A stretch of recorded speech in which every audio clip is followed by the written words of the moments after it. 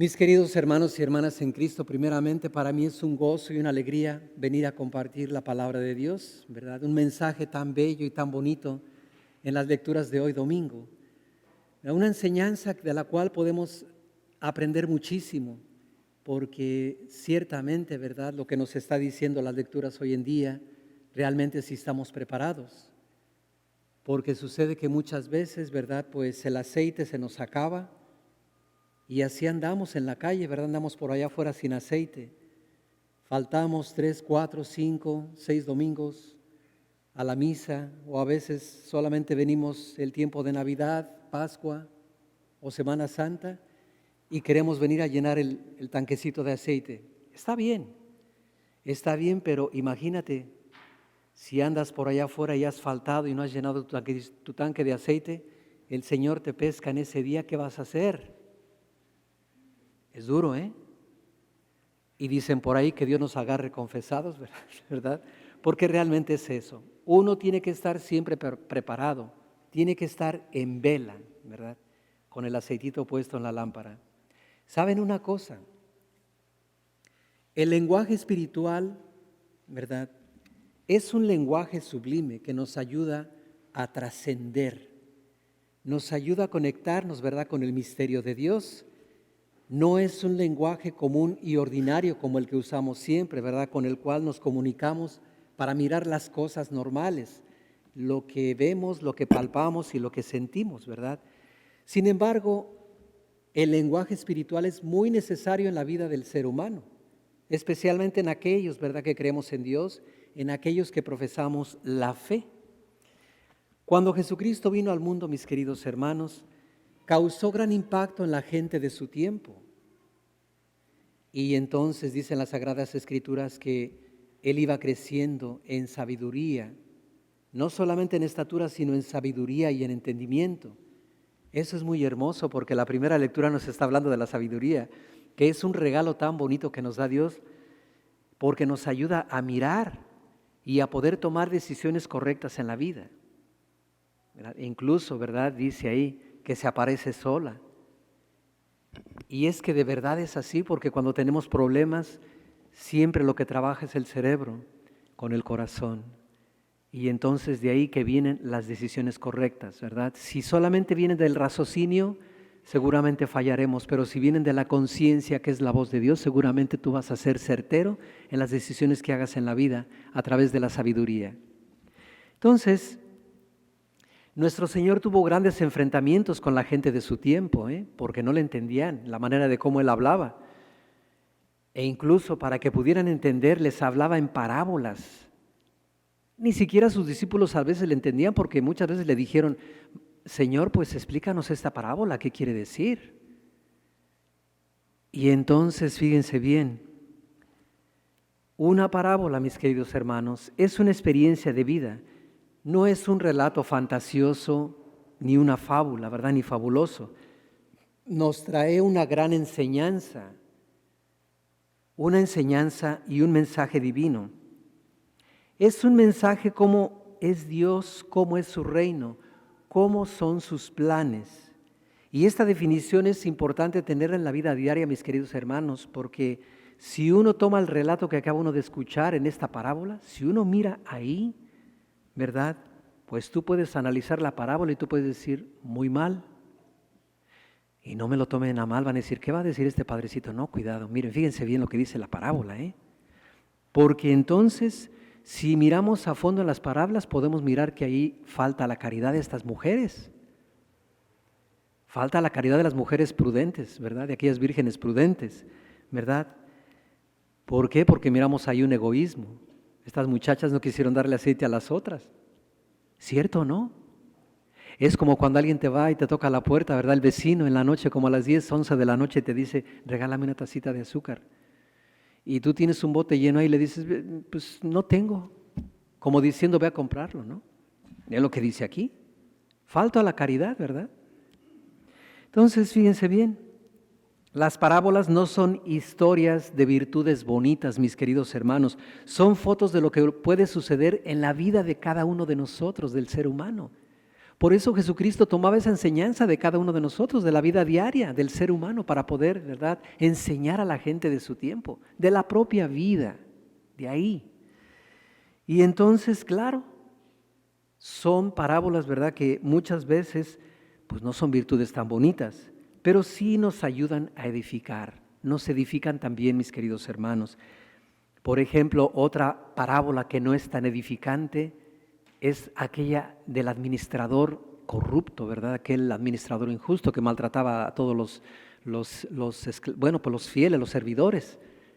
Cuando llega el dueño se da cuenta y le dice, te voy a pedir cuentas, como diciendo, pues te voy a correr. ¿Qué es lo que hace este administrador? Va y hace recibos, ¿verdad? Llama a la gente que debe al dueño y le dice, ¿cuánto debes? No, pues yo debo 100. Toma, haz un recibo por 80. Y al otro, ¿tú cuánto debes? No, pues yo 50. Toma, haz uno por 20. Y así. Esa parábola no es edificante. Claro que no es edificante. Pero hay una enseñanza ahí.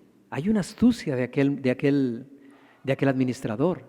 E incluso, ¿verdad? En el Evangelio ahí dice, la interpretación es que se halaga la astucia de aquella persona por querer salir, ¿verdad?, de ese apuro y todo. Entonces, fíjense bien, las parábolas no nos están contando cosas bonitas, nos están contando, mis queridos hermanos, cómo es la vida del ser humano con sus egoísmos, con sus trampas, ¿verdad?, con sus mentiras, con su falta de caridad, con su soberbia muchas veces, porque hay gente que es tan soberbia. Sí, las parábolas nos dicen todo esto, mis queridos hermanos. Las parábolas son fotos de la vida humana. Y entonces, ¿por qué no las pone Cristo?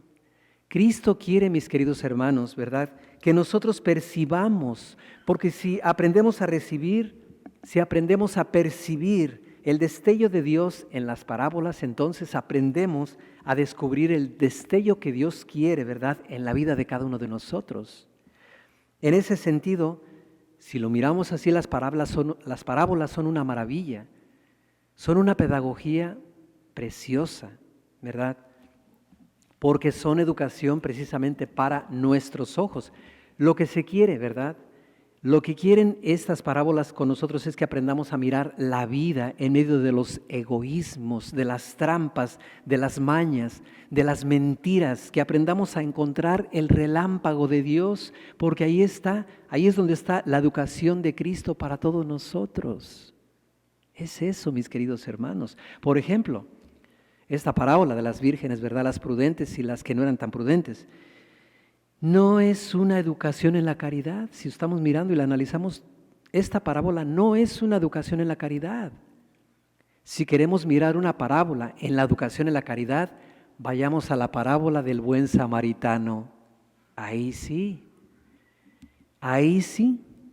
pero ¿quiere decir que entonces la parábola del buen samaritano me enseña todo? No. ¿Por qué? ¿Qué es lo que no me enseña esta parábola? Pues sabemos que los samaritanos, mis queridos hermanos, tenían una fe incompleta. Ellos no querían a los profetas, rechazaban a los profetas, pero también rechazaban mayor parte de las escrituras. Y el samaritano hizo una obra muy buena, pero según vemos el relato, se acabó la parábola y el samaritano, ¿verdad?, pues siguió siendo un hereje. Entonces yo de la parábola del buen samaritano no puedo aprender cuál es la correcta doctrina, pero sí aprenderé qué es un acto de caridad que va más allá de las fronteras y de prejuicios, claro. ¿Se dan cuenta entonces para qué nos sirven las parábolas? Entonces, como esta parábola de las vírgenes, pues les agarró el sueño y se durmieron, aquí dice, ¿verdad? Les agarró el sueño y se durmieron. Pues cuidado con dormirse, porque a veces el padrecito está predicando y ya unos están diciendo que sí a todo, ¿verdad? Entonces cuidado, porque a veces el sueño es síntoma, ¿verdad?, de la virginidad. Jóvenes, cuidado con eso, ¿verdad? Está asociado con la virginidad como, bueno, tampoco es muy bonito y muy edificante, ¿verdad?, que les agarró sueño a todas y se quedaron dormidas. Esto me recuerda el pasaje de Jesucristo cuando estaba en el huerto de Getsemaní. Les dice a sus discípulos, oren, velen, y regresa y los ve dormidos. Como que no es muy bueno, muy edificante eso, ¿verdad? Entonces, cada vez, fíjense bien, cada vez que ustedes vienen a misa, cada vez que venimos a la Santa Misa o lees la palabra de Dios, debemos pedir la gracia del Espíritu Santo para que nos ayude, mis queridos hermanos, a mirar, a buscar dónde está la enseñanza, ese relámpago que Dios quiere para mí. Por eso te invito siempre a que te acerques a la palabra de Dios, no solamente oyendo, porque las bancas, las butacas, las sillas y los libros también tienen esa capacidad de oír. Hay que llevarlo a la vida, conéctalo a la vida y ponlo en práctica para que tenga sentido tu vida. Entonces, esta parábola, la única diferencia es que las necias llevaron por sus recipientes con un poco de aceite aparte, ¿verdad? Y las necias no llevaron. Son necias porque son necias. Y de eso donde quiera encontramos, gente muy necia. No solamente en la calle, también en las instituciones religiosas, en los templos. Gente necia, que no quiere entender, ¿verdad? Entonces, pero más allá del objeto material, ellas, ¿verdad?, llevaban aceite, las prudentes. Esta es la diferencia, en que las prudentes llevan aceite, pero las que no son prudentes, las necias, no llevan aceite. Entonces, hay que prepararse porque esto va para largo. Me imagino que las vírgenes previsoras dijeron eso, va para largo esto, hay que prepararnos, hay que llevar un extra de aceite. ¿Saben que me gusta eso? ¿Saben por qué? Porque ustedes, mamás, son bien astutas, Se llega al fin de mes y no acabalan para la renta y por ahí hay un guardadito. Y viejo, pues aquí hay otros $100 para que complete la renta. Las mamás son bien previsoras. También los esposos, aunque a veces lo tildan de codo, ¿verdad? Pero también son buenos previsores, ¿verdad? Y de eso se trata. A veces en la vida espiritual, mis queridos hermanos, todos tenemos esos momentos explosivos de entusiasmo en que nos derretimos por Dios y le decimos, ¿verdad? Todo para ti, tú eres mi Dios, eres mi Señor. Siempre tenemos esa manera de actuar así, incluso cuando estamos ya en un retiro, ¿verdad? Salimos todos con esa euforia, ¿verdad? Con esa energía. Qué bonito, pero fíjate. Entonces, el que ve hacia adelante sabe que ese entusiasmo no es todos los días y no dura todo el día tampoco. Entonces hay que hacer cuentas porque esto puede tardar. Esto puede tardar. En esta sociedad en que vivimos lo tenemos todo y esperamos todo. Pero ¿saben? Nada nos vamos a llevar de aquí. Nada. No nos llevaremos nada y menos en el más allá. La gente vive estresada, deprimida, llena de ansiedad, agotada y vacía. Los seguidores de Jesús, libres, alegres, aceptamos el retraso del novio y vivimos con esa espera, con esa confianza, con las lámparas llenas de aceite encendidas en las manos. La lámpara, el recipiente eres tú, soy yo. Mi corazón en vela, dispuesto a ser lleno de aceite, de combustible, del fuego interior que me da la alegría y la energía para vivir y esperar al novio, ¿verdad? Esperar al novio sin desánimos ni sobresaltos, porque de aquellos que están viviendo en la incertidumbre, que ya se va a acabar el mundo y que recen 20 rosarios porque ya se va a oscurecer el mundo. Tranquilos, aquí está diciendo, nadie sabe. Estén preparados. ¿Cómo nos estamos preparando? ¿Verdad? Entonces, venimos aquí a esta parroquia de San Bernardo, como las doncellas, a llenar el tanque de aceite de la fe, de la esperanza, del amor, de la reconciliación. Aceite que Dios no le niega a nadie, mis queridos hermanos, a nadie. Mucha gente viaja sin darse cuenta que lleva el tanque vacío. ¿Cuántos jóvenes viajan así? ¿Cuánta gente viaja hacia afuera? Con el tanque vacío, siempre llenándolo de ansiedad, depresiones, tristezas, estrés,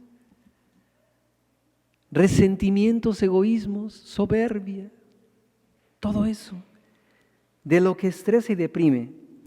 Terminada la Eucaristía, mi querido hermano, terminada la Eucaristía, llenados los tanques, volveremos a la rutina, mis queridos hermanos, a nuestra rutina. El cura los va a despedir y se queda solo. Y después vendrá y mirará aquí el templo solo, vacío. Checará las bancas y encontrará por ahí un cell phone olvidado, una gorra, un paraguas, un bastón por ahí tirado, un boletín por ahí en medio del pasillo en una banca olvidado. La pregunta es esta, mis queridos hermanos: ¿qué vienen a dejar aquí? ¿Qué vienen a dejar aquí? ¿Tus tristezas? ¿Tu basura? No me lo tomen a mal, ¿eh? Cuando digo basura quiere decir pecados, pecados. Sí, claro que sí, porque eso es lo que quiere Dios de ti y eso es lo que te está pidiendo y te quiere llenar de aceite para que vayas y alumbres a aquellos que viven en tiniebla. Eso es lo que quiere Él de ti, de mí. Entonces, fíjate, qué bonito es salir de la iglesia, qué bonito es salir de la iglesia, dejar todas las obras, toda la basura, todo ese peso del estrés, de los egoísmos, del pecado, que te impide levantar los ojos y mirar que viene el esposo y no te dice, ya voy. Qué paciencia la de Dios. No te dice, ya voy. Nada más te dice, estate preparado para el día que te llame. Ojalá que cuando salgas de aquí, salgas, ¿verdad?, con ese corazón abierto, sin culpa, que salgas con una sonrisa en los labios. Qué bello es eso, qué bonito. Pide a Dios que a través de su gracia, que a través de ese aceite de la gracia, lo logre en ti y en mí también, ¿verdad? Entonces descubramos, mis queridos hermanos, a través de estas parábolas, a través de la vida, el relámpago de Dios. Hay que descubrirlo, ¿verdad? Y entonces lo descubriremos así, en la experiencia de vida, en la oración, en el servicio, en la palabra de Dios, de Jesucristo, porque Él es el más importante de todos. Descubramos en este hoy nuestra vida y Él será nuestro mañana feliz. Que Dios les bendiga. Amén.